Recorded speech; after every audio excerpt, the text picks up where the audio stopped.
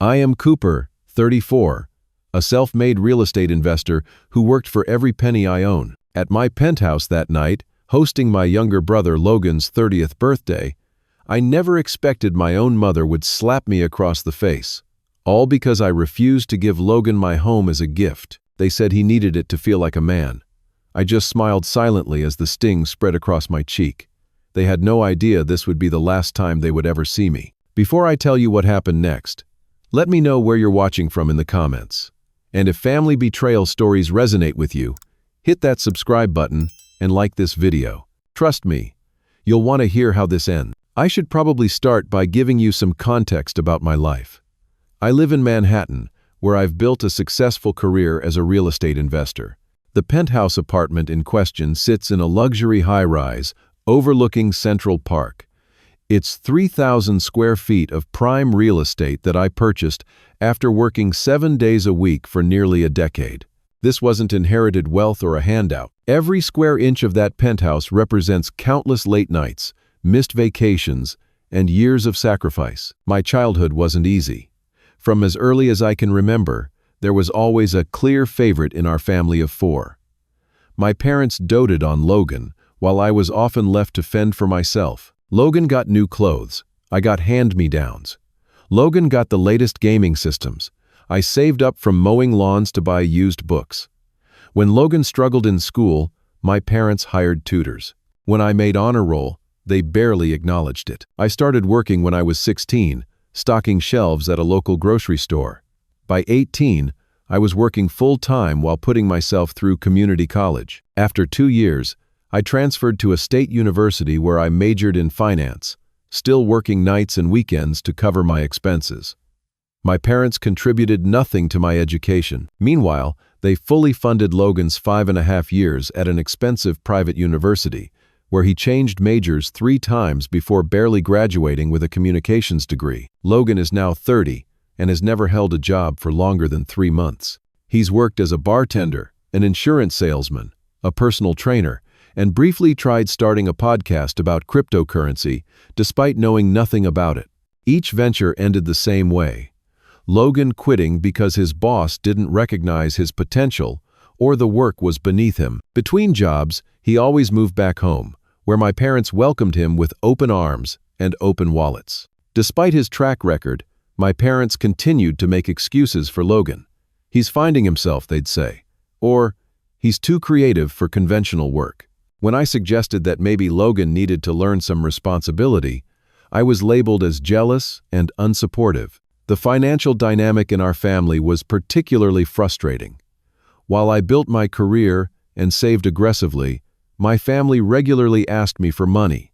My parents took early retirement, claiming their pension wasn't enough. Logan constantly needed loans that were never repaid. Family vacations that I wasn't invited to were partially funded by my contributions, all while my accomplishments were downplayed or attributed to luck rather than hard work. Despite all this, part of me still hoped that one day my success would earn their respect, that they would finally see me as valuable, that they might even be proud of what I'd accomplished. This desperate need for validation kept me tethered to them despite the toxic dynamic. The only person who truly saw the situation clearly was my girlfriend, Sophia.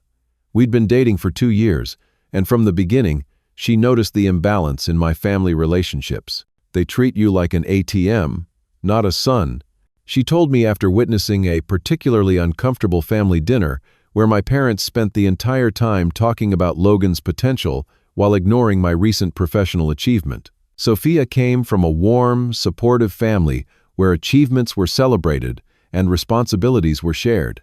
She couldn't understand why I continued to subject myself to such obvious favoritism. "You deserve better, Cooper," she would say.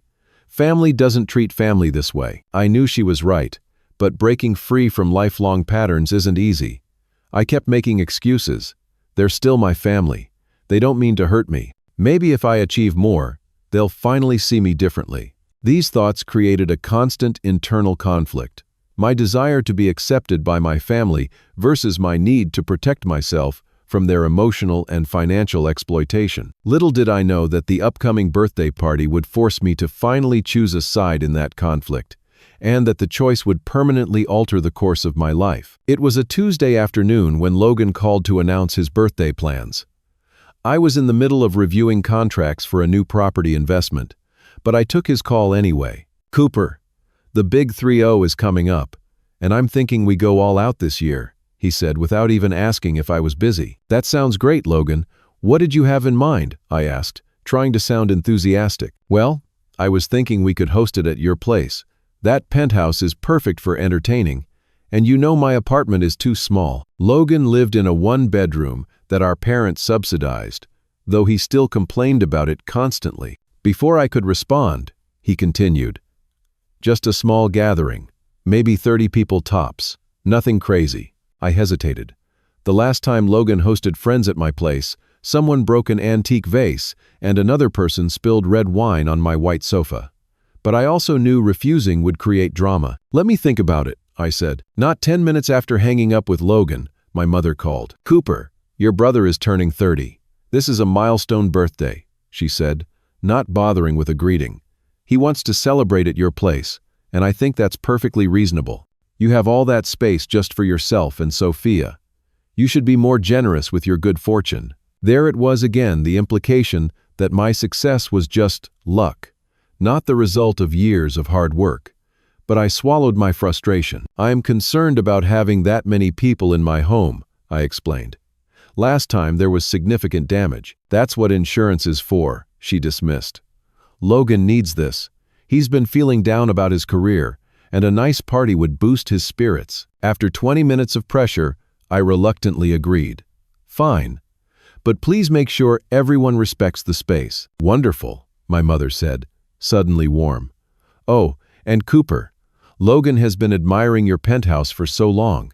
Wouldn't this birthday be the perfect opportunity to give him something really special? Something that would help him feel established and successful?" I felt my stomach tighten. "I've already gotten him a gift," I said firmly. "An Omega watch he's been wanting." My mother sighed dramatically. "A watch is nice, but I was thinking of something more significant, something that shows real brotherly love." I changed the subject and ended the call as quickly as possible, but her words lingered. Was she really suggesting what I thought she was? Over the next 2 weeks, I prepared for the party. I hired a cleaning service, arranged for catering, and ordered top-shelf alcohol. I moved valuable items to my bedroom, which I planned to keep locked during the event. The watch for Logan cost me $5,000, a significant gift by any standard. The night before the party, Sophia and I were having dinner at my place. "Are you sure about this?" she asked. "You don't seem excited about hosting." "It's fine," I said automatically. "It's just one night." "That's not what I'm worried about," Sophia said, putting down her fork. "Every time you interact with your family, you come away feeling worse about yourself. I hate seeing what they do to you." "They're not that bad," I said weakly, but even I didn't believe it. "Cooper, your mother called to suggest you give Logan your penthouse as a birthday present. That's not normal. That's not what loving families do." I couldn't deny it. "I know. But maybe if the party goes well, if I'm generous enough this time, they'll finally see me differently." Sophia took my hand. "They won't. They'll just expect more next time. There will always be a next time with them." That night, I had the same nightmare I'd had since childhood. I was locked outside my family home, watching through the window as my parents and Logan celebrated and laughed together. I banged on the glass, but they couldn't hear me. Or maybe they could and were choosing to ignore me. I woke up at 3 a.m. in a cold sweat. As I lay there in the dark, memories of previous birthdays flooded back. My 18th birthday, when my parents forgot entirely because Logan had a basketball game. My 21st, which consisted of a hurried dinner because Logan needed help moving into his dorm that weekend. My 30th, which was acknowledged with a text message 3 days late. Meanwhile, Logan's birthdays were always elaborate affairs, planned months in advance, with no expense spared. As the day of the party arrived, my anxiety grew. I arranged and rearranged furniture. I checked and double-checked the catering order. I made sure the bar was fully stocked. All the while, a sense of dread built in my chest. Somehow, I knew this party would be different from all the others. I just didn't yet understand how it would change everything. By 8 o'clock that evening, my penthouse was transformed. The caterers had set up an elegant spread on the dining table. The bar was fully stocked with premium liquors. Subtle lighting created a warm, inviting atmosphere, and the floor-to-ceiling windows showcased the glittering Manhattan skyline. It should have been a perfect setting for a celebration. Logan arrived with our parents and a group of his friends. He walked in like he owned the place, not bothering to greet me first or thank me for hosting. Instead, he made a beeline for the bar, shouting to his friends, "Guys, make yourselves at home. Top shelf everything tonight." Within an hour, 30 people filled my living space. Most were Logan's friends from various failed ventures, former co-workers, drinking buddies, and a few women he'd dated briefly. They treated my home with the same casual disregard that Logan did. Shoes on my white couch, cigarettes being smoked on the balcony, with ashes flicked onto the floor, drinks sloshed carelessly near expensive electronics. I tried to enjoy the party, but felt like a stranger in my own home. Every few minutes, I found myself wiping up spills or moving drinks away from unprotected surfaces. Meanwhile, Logan held court in the center of the room, loudly regaling everyone with exaggerated stories of his accomplishments. When I move into a place like this, I overheard him telling a group, "I'm going to throw parties every weekend." A cold feeling settled in my stomach. When he moves into a place like this, was he still expecting me to give him my home? My parents weren't any better. They mingled with Logan's friends, introducing him proudly while barely acknowledging my presence. Not once did they thank me for hosting or compliment the obviously expensive arrangements I'd made. It was as if the party had materialized out of thin air rather than from my hard work and financial investment.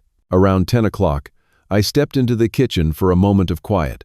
Through the doorway, I could see my parents in an intense conversation, their heads close together. "Cooper needs to understand his responsibility to his brother," my father was saying. "He's been fortunate. Logan hasn't had the same opportunities." My mother nodded. "Logan needs a fresh start. A place like this would give him the confidence boost he needs to really succeed. Cooper can always buy another property. He doesn't need all this space for just him and Sophia." I felt like I'd been punched in the gut. The same opportunities? I'd created my own opportunities through years of hard work. And my parents genuinely believed I should simply hand over my home to Logan? Before I could process this, Logan announced it was time for gifts. Everyone gathered in the living room, where a pile of presents awaited. Logan tore through them quickly. Bottles of alcohol, designer clothes, concert tickets. He thanked each giver effusively, making a big show of his gratitude. Finally, he came to my gift. The small box was elegantly wrapped in silver paper. Logan opened it and paused when he saw the Omega watch. For a brief moment, I thought I saw genuine appreciation in his eyes. "Thanks, bro," he said, giving me a quick side hug. But then he looked around expectantly. "Is there something else?" An awkward silence fell over the room. Everyone seemed to be waiting for me to reveal a bigger surprise. "That's a $5,000 watch, Logan," I said quietly. "I thought it was something you really wanted." "Oh, it is, he backpedaled. "It's great, really." But the disappointment was clear on his face. My mother quickly stood up. "Cooper, can I speak with you privately for a moment?" She led me to my own bedroom and closed the door behind us. Her expression was a mixture of disappointment and impatience. "Cooper, we discussed this. Your brother is turning 30. He needs something significant to help him move forward in life." "We never discussed giving him my home," I said firmly. "That was never on the table." "Don't be so literal," she sighed. "I'm talking about the penthouse. Logan needs a fresh start, a place where he can feel successful. This apartment would give him that." I stared at her in disbelief. "Mom, this is my home. I worked for years to afford it. It represents everything I've achieved, and that's exactly why you should share it with your brother," she insisted. "Logan hasn't been as fortunate as you. This would even things out between you two." "Even things out?" "I worked multiple jobs through college. I lived in a studio apartment with 3 roommates to save money. I sacrificed for years to get here. Logan has never held a job longer than 3 months. How is giving him my home evening things out?" The bedroom door opened, and my father walked in. "Your mother's right, Cooper. Logan needs this. He needs to feel like a man, to have something substantial to build his life around." "And what about my needs?" I asked, my voice rising despite my efforts to stay calm. "This is my home. I earned it." "Don't be selfish," my mother snapped. "Family helps family. We've always taught you that." I laughed bitterly. "When have any of you ever helped me? When have you ever put my needs first?" By now, the conversation had attracted attention. Logan appeared in the doorway, followed by several of his friends. The bedroom felt crowded, claustrophobic. "What's going on?" Logan asked, though his smug expression suggested he knew exactly what was being discussed. "Your brother is being difficult about our suggestion," my mother explained to him. "Suggestion? You're asking me to give away my home." I was nearly shouting now. Logan stepped forward. "Look, Cooper, you've always been the successful one. You can easily afford another place. I need this boost to get my life on track." The entitlement in his voice was the final straw. "No," I said, the word cutting through the tension like a knife. "Absolutely not. This is my home, purchased with my money, earned through my hard work. I'm not giving it to you, Logan. Not now. Not ever." My mother's face flushed dark red. "After everything we've done for you," she hissed, "this is how you repay your family? By refusing to help your brother when he needs you? Everything you've done for me?" I repeated incredulously. "What exactly have you done for me, Mom? You didn't pay for my education. You didn't help me get my first apartment. You didn't even co-sign my first car loan. I've done everything on my own, while you've handed Logan everything on a silver platter." "That's not true," she protested. "We've always supported both our sons equally." "Equally?" I couldn't hold back a bitter laugh. "You forgot my high school graduation because Logan had a cold. You missed my college graduation entirely. You've never once visited my office to see what I've built. And now you want me to give Logan my home? Based on what? His track record of failure and entitlement?" My mother stepped closer, her eyes narrowed. "You've always been jealous of your brother. Always competing. Always keeping score." "I'm not jealous of Logan," I said firmly. "I'm tired of being treated like an outsider in my own family. Tired of being expected to give and give while receiving nothing in return. Tired of watching you enable his dependence instead of encouraging his independence." "How dare you?" she seethed. "How dare you judge us as parents?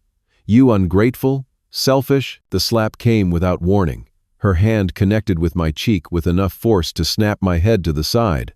The sound echoed in the suddenly silent room. The physical sting was nothing compared to the emotional impact.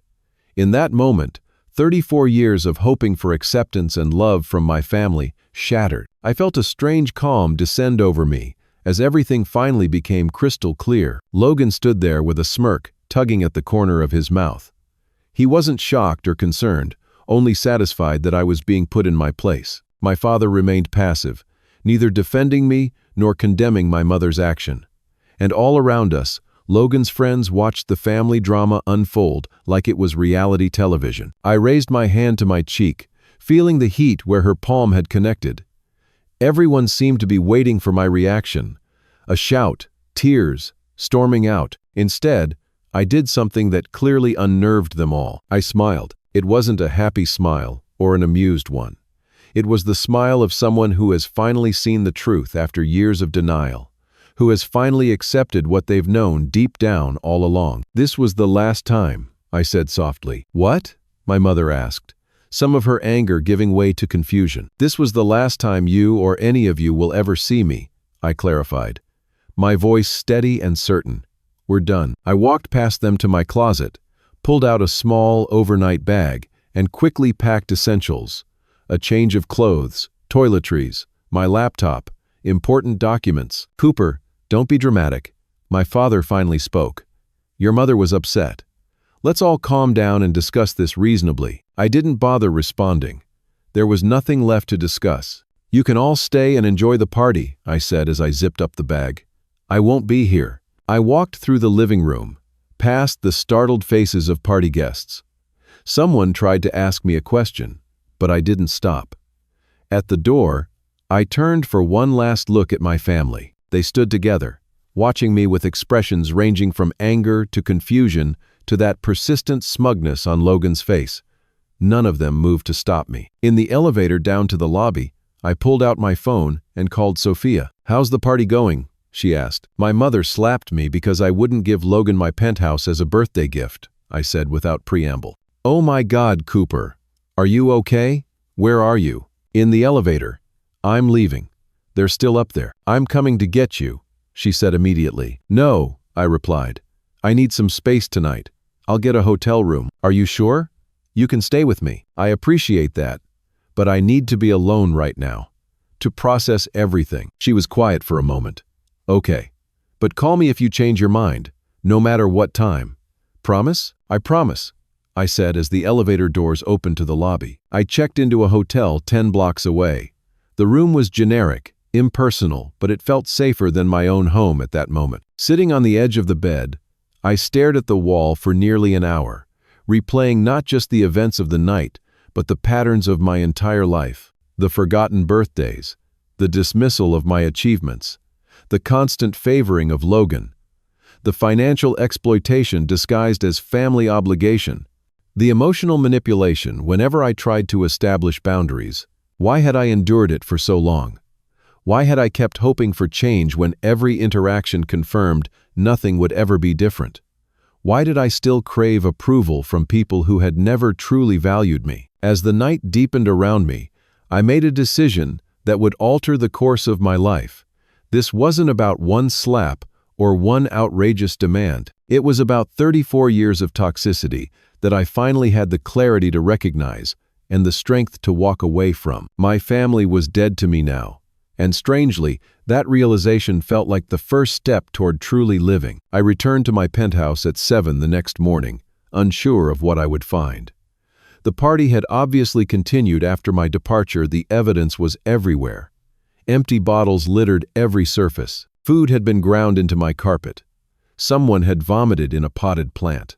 My white sofa had what looked like multiple wine stains. A crystal decanter was shattered on the kitchen floor, but the damage went beyond typical party mess. A painting was missing from the wall. So was my collection of rare coins that had been displayed in my office. The lock on my bedroom door had been forced, and several watches were gone from my dresser, including a vintage Rolex that had been my first major purchase when my investments began succeeding. As I surveyed the destruction, my phone started ringing. My mother's name flashed on the screen. I answered, curious about what possible explanation she could offer. "Cooper," she began, her voice stern as if addressing a misbehaving child. "Your behavior last night was unacceptable. You embarrassed your brother at his birthday party and ruined the entire evening. You owe Logan an apology." The absurdity of her statement left me momentarily speechless. "Did you hear me?" she pressed. "We're waiting for your call to apologize." "Items have been stolen from my home," I said flatly. "Valuable items. The place has been trashed." "Boys will be boys," she dismissed. "Logan's friends got a little carried away. That's what happens at parties. I'll be filing a police report for the stolen property." "Don't be ridiculous," she scoffed. "You'll just embarrass yourself and the family." "Now, about your apology, there will be no apology," I interrupted. "In fact, there will be no further communication of any kind. I meant what I said last night. We're done. This dramatic overreaction needs to stop." My mother's voice turned cold. "You can't cut off your family because you got your feelings hurt." "Watch me," I said, and ended the call. Within an hour, I had contacted my attorney, Michael Barnes.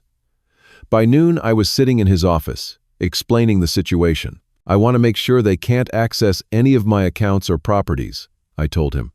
"And I want to file a police report for the stolen items." Michael looked concerned.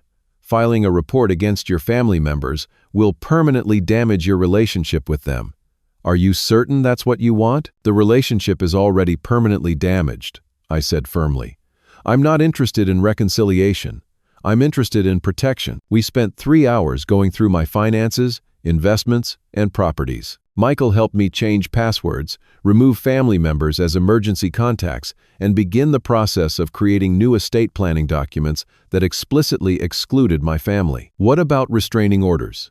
I asked. "Let's start with the police report for the theft," Michael advised. "If they continue to contact you against your wishes or show up at your home or office, then we'll consider legal protection." After leaving Michael's office, I went to the police station to report the theft. The officer taking my statement seemed skeptical, when I explained that the items had been stolen during my brother's birthday party. "So this wasn't a break-in?" he clarified. "No, I was hosting the party but left after an altercation. When I returned this morning, these items were missing. And you want to press charges against guests at your party? Possibly including family members? I want to report the theft and have it investigated," I said firmly, regardless of who is responsible. Next, I visited my bank to change all my account details and remove my parents as authorized contacts, an arrangement from years ago that I'd never gotten around to changing. I purchased a new phone with a new number, keeping my old one active only long enough to send a final message to family members. The message was simple: "I am cutting all contact with this family permanently. Do not attempt to reach me at home, work, or through friends. Any further attempts at contact will be considered harassment and dealt with accordingly." I then blocked their numbers and emails across all platforms. The same afternoon, I contacted a locksmith to change all locks at my penthouse and hired a security company to install a new system with cameras. While the penthouse was being secured, I moved temporarily to a suite at the Four Seasons. From there, I began the process of digitally severing ties with my family. I blocked them on all social media platforms. I contacted my workplace security to alert them that my family members were not authorized visitors under any circumstances. I even changed my emergency contacts at my doctor's office. The most difficult task was writing a longer, detailed letter to my family, explaining my decision. I knew this final communication was necessary for my own closure, even if they never truly understood or accepted it. I wrote, "For 34 years, I have tried to earn your love and acceptance, only to be consistently treated as an outsider and a resource to be exploited. Last night was not an isolated incident, but the culmination of a lifetime of similar treatment. I now recognize that this dynamic will never change, and for my own well-being, I must remove myself from it completely. Do not mistake this decision for a temporary emotional reaction or a negotiating tactic.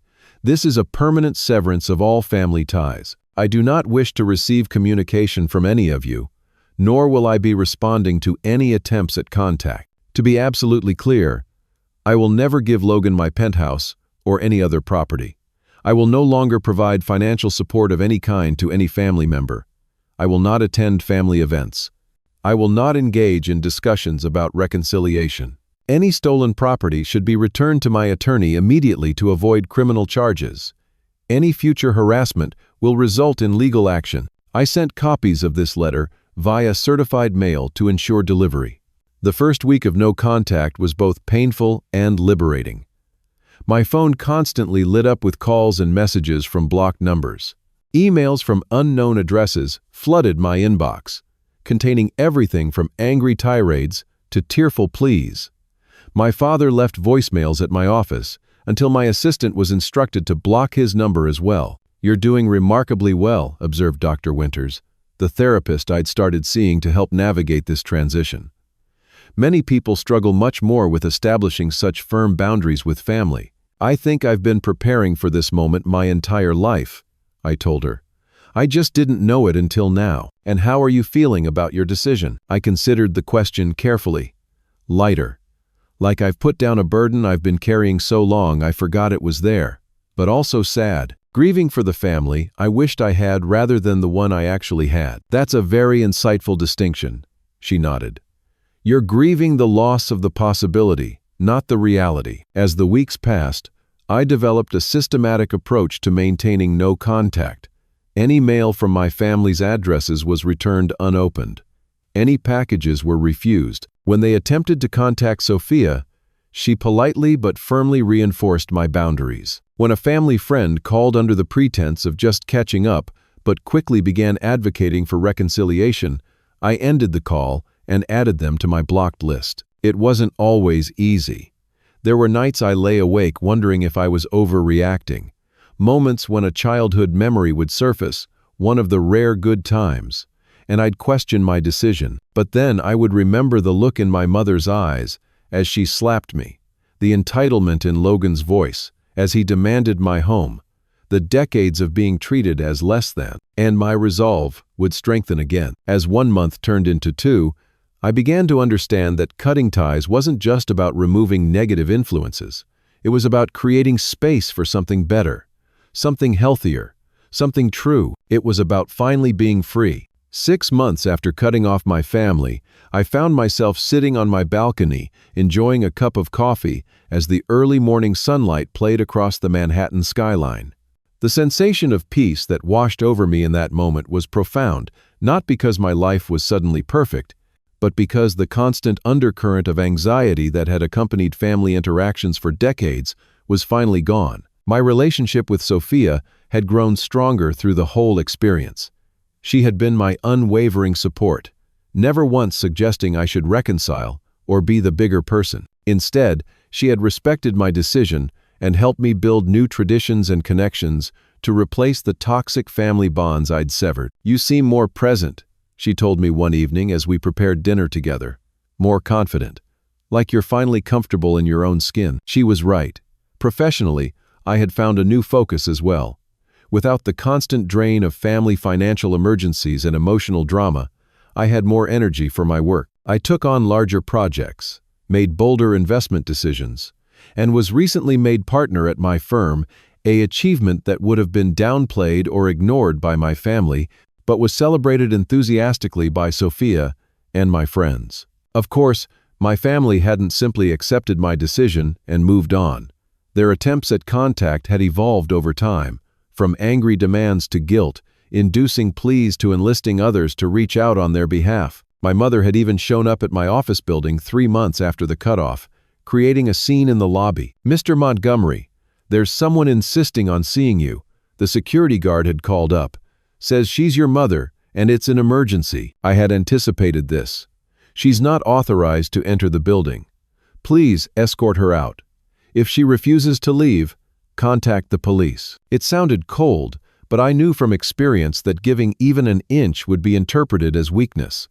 Any engagement would only reinforce that extreme measures would be needed to get my attention. Through mutual acquaintances, I learned that Logan had lost his apartment. He couldn't afford the rent without my parents' subsidy, and they had redirected those funds to help pay for a lawyer to talk sense into me regarding the stolen property. Logan had moved back into his childhood bedroom, where he reportedly spent most days playing video games and blaming me for his situation. "He tells everyone you abandoned the family," my former neighbor Mrs. Chen told me during a chance encounter at a coffee shop. "Your mother is telling people you had some kind of breakdown." "That doesn't surprise me," I said, unsurprised by their inability to take any responsibility. "For what it's worth," she added, lowering her voice, "I always noticed how differently they treated you two. It wasn't right." Her words were unexpectedly validating. For years, I had wondered if I was exaggerating the disparity in my mind, if perhaps I was overly sensitive or missed the ways my parents had shown love. Hearing an outside observer confirm what I had experienced was powerfully affirming. Extended family members had largely taken sides based on who got to them first. My parents had apparently embarked on a campaign to paint me as mentally unstable, ungrateful, and cruel for abandoning them without cause. A few relatives had reached out to hear my side, but I declined these conversations. I wasn't interested in winning a PR battle or justifying my decisions to people who had stood by silently for years while witnessing the same dynamic. The most difficult times were holidays and traditional family gatherings. That first Thanksgiving without family felt strange, almost disorienting. Sophia suggested we create entirely new traditions rather than trying to replicate familiar patterns. "Let's volunteer at a shelter in the morning," she proposed. "Then have a picnic in the park if the weather's nice." Something completely different. We did exactly that, and it was surprisingly liberating. By Christmas, we had expanded our alternative celebrations to include a small group of close friends similarly distanced from family. We called ourselves the Island of Misfit Toys, a reference that made us laugh, but also acknowledged the bittersweet reality of creating family from scratch. My weekly therapy sessions with Dr. Winters continued to be invaluable. She helped me work through the complex grief that accompanied my decision. "You're mourning multiple losses," she explained. "The loss of the family you actually had, imperfect as it was, the loss of the family you wished you had, and the loss of the possibility that they might someday become that ideal family. This framework helped me understand the waves of emotion that sometimes caught me off guard. Anger one day, sadness the next, occasionally even doubt. But underneath it all was a growing certainty that I had made the right choice. Family systems resist change, Dr. Winters told me. Your family is doing everything they can to pull you back into your assigned role. Your continued absence forces them to either adjust the entire system or double down on denying there's a problem. Most dysfunctional families choose denial, at least initially, so they'll never understand why I left. They might eventually, but their understanding isn't necessary for your healing. You can't control their perception, only your response to it. Around the 8th month of no contact, I received a letter from a cousin I had been close to as a child. Unlike the others, this letter didn't demand I reconcile or accuse me of destroying the family. Instead, it simply shared information. Your father had a minor heart attack last month. He's recovered now. Logan lost another job. Your mother has been telling everyone you threatened her, though she won't say how or when. I don't know what happened between you all, but I wanted you to know these things without judgment. Take care of yourself, Cooper. I appreciated the neutral tone and lack of manipulation, but the information itself didn't move me to action. My father's health was concerning on a human level, but not my responsibility. Logan's continued unemployment was predictable. My mother's lies were unsurprising. Most importantly, none of this changed the fundamental dynamic that had driven me away. A health scare or financial trouble doesn't transform toxic people into healthy ones. It doesn't erase decades of emotional damage or suddenly create insight where none existed before. I did send a brief, neutral response to my cousin. Thank you for the information. I'm well and hope you are too. Nothing more was needed or offered. As the 1-year mark approached, I realized I had built something precious in the void left by my family's absence. A chosen family, composed of people who genuinely cared for me, respected my boundaries, celebrated my successes, and supported me through difficulties without keeping score. Sophia and I had moved in together, merging our lives in my penthouse. The very space my family had tried to take from me now became a symbol of our shared future. My close friend Marcus and his partner David became regular dinner guests. My colleague Jennifer and her daughter Maya joined us for weekend outings. Even my attorney Michael had transitioned from a purely professional relationship to a genuine friendship. These connections weren't replacements for what I had lost. They were something entirely new and healthier. They were relationships based on mutual respect rather than obligation, on genuine affection rather than manipulation, on equality rather than exploitation. A year and a half after the slap that changed everything, I ran into Logan at a restaurant across town. I had just been seated when I spotted him at the bar, nursing a drink alone. He looked older somehow, his face puffy, his posture defeated. He hadn't seen me yet, and I had a choice: approach him or remain unnoticed. I chose to observe silently.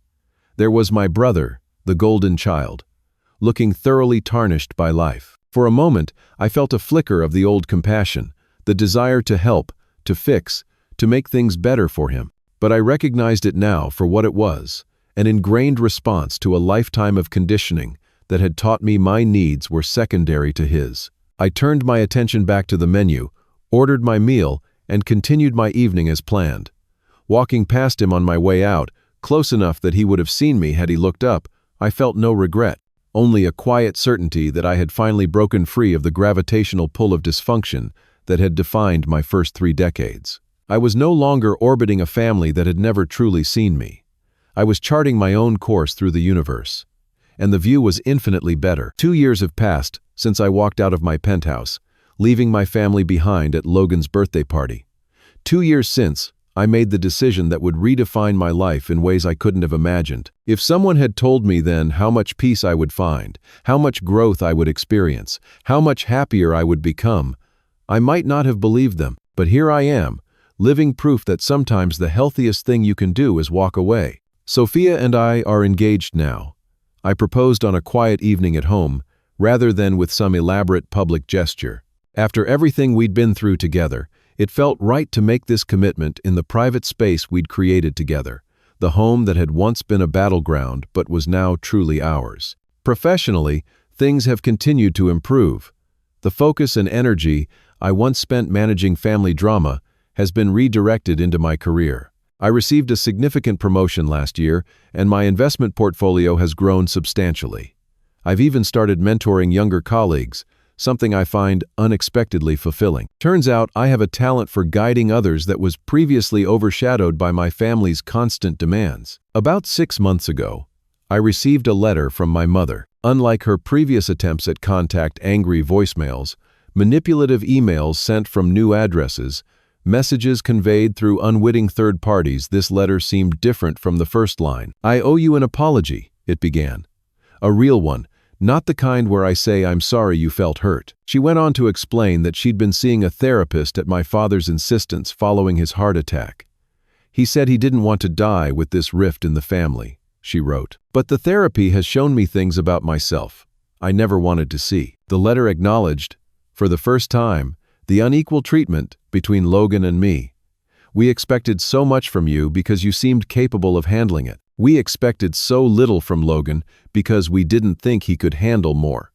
In trying to help him, we hurt you and ultimately hurt him too." She described how Logan still struggled, how he blamed everyone but himself for his failures, how the pattern they had established had crippled him rather than supported him.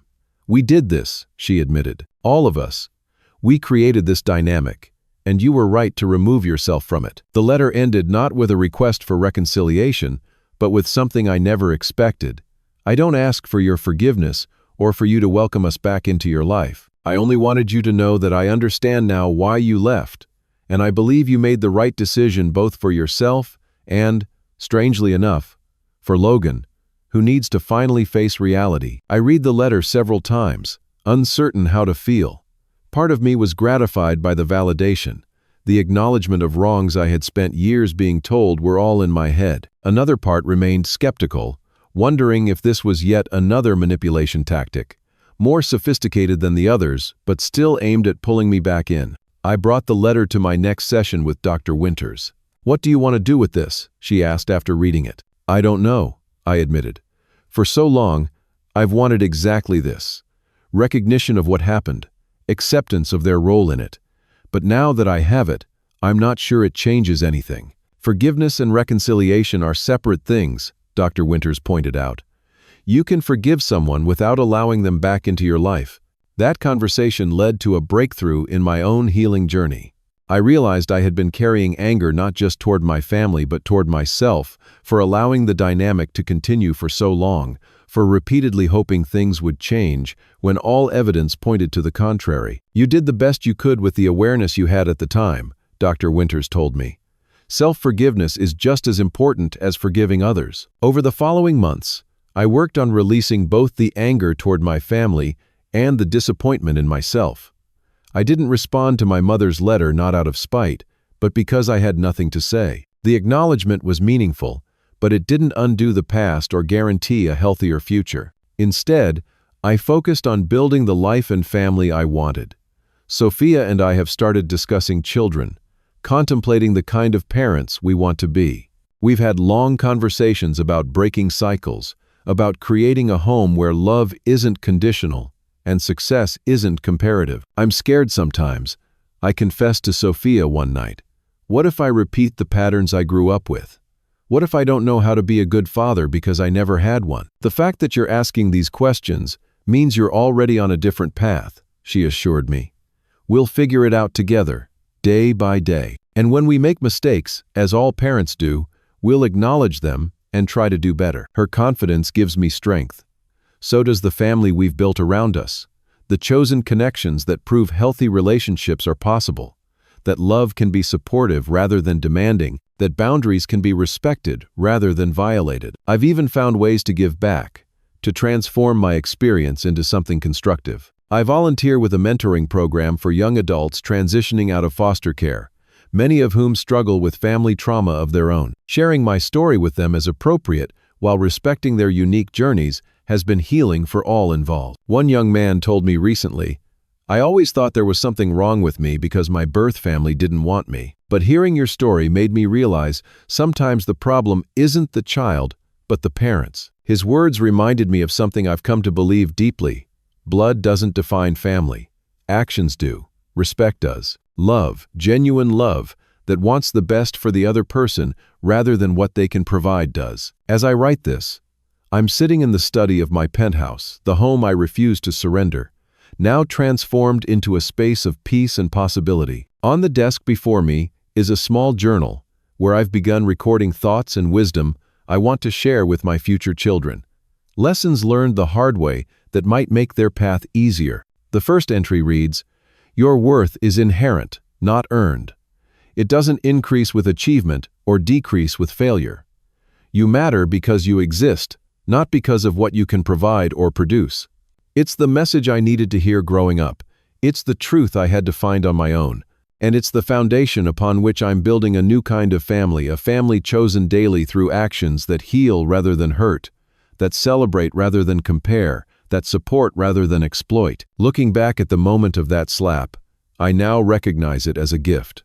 A painful, unwanted gift, but one that finally broke the spell I had been under for decades. It forced me to see what had always been true, to make a choice that had always been available, to begin a journey that has led me here, to peace, to love, to a life genuinely my own. So if you're watching this and struggling with toxic family relationships, know that setting boundaries, even extreme ones, is sometimes the most loving choice you can make. Loving for yourself, and ultimately, loving for them too.